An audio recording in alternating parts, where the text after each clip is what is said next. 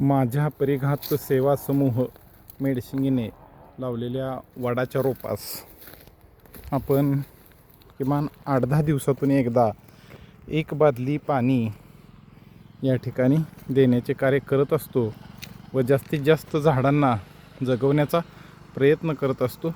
या कामामध्ये सर्वांनी सहकार्य करावे. धन्यवाद.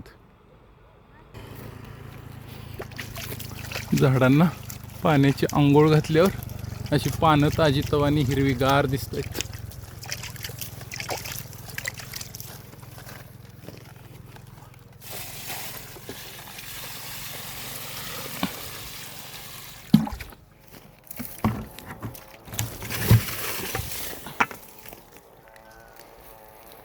झाडाला आज अंघोळ घातलेली आहे. वडाचं झाड बघा हिरवंगार वाढलेलं आहे.